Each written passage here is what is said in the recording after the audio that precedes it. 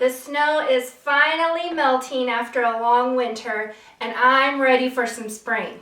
So to get started, every year I like to force Forsythia branches.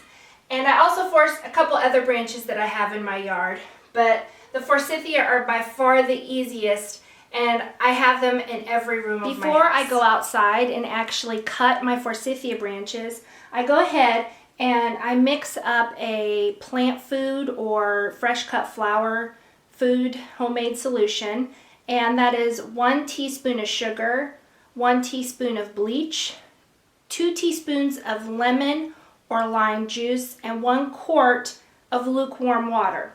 And then I go ahead and I mix that and pour it into the various containers that I'm going to have in my house for the Forsythia. If you don't have any lime juice on hand, which I usually have a lemon or lime in the refrigerator, but I don't always. So if I don't have that, I take a little small piece of copper that I have a couple of copper pieces left over from different projects around the house. And what you can do is stick that in there, and that acts as your acid if you don't have any citrus to put in. After you've made your plant food, you can now go ahead and start cutting your branches. I have in my yard, they're actually my neighbors, a hedge of Forsythia. I'd say there's probably 15 to 20 bushes. I've already asked him for permission, and he has told me I can cut as many as I want, as often as I want. So I cut a lot.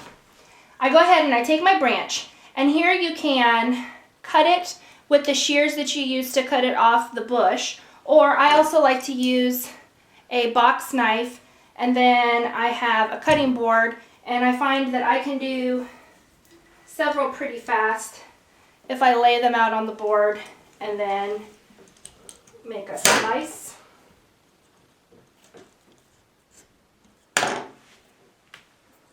And then go ahead and place them into your containers. It only takes about 2 weeks for the blooms to start blooming after you've cut them. So I like to cut them and set some in the garage for a couple days. And then I also have some sitting in my basement where it's a little bit warmer. And then these here I cut about 2 weeks ago, and they've started blooming now for a couple days. And as these die out, I will go ahead and switch them out with the new ones that I picked today. Here I have a dogwood. Here's the bloom just about to start. I cut this about 3 weeks ago, and it's just now starting to bloom. So the dogwood takes a little bit longer than the Forsythia. Here is a flowering quince. It actually started to bloom before the Forsythia, and most of its buds and blooms are already gone, but there's a couple left.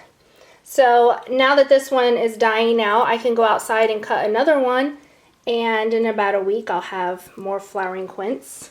Other ideas that you can use your Forsythia, you can really put them anywhere. Here I have the Forsythia in a sap bucket on top of a mantle, and a little bit around the fireplace. So add a little bit of spring today to your home by forcing some Forsythia branches.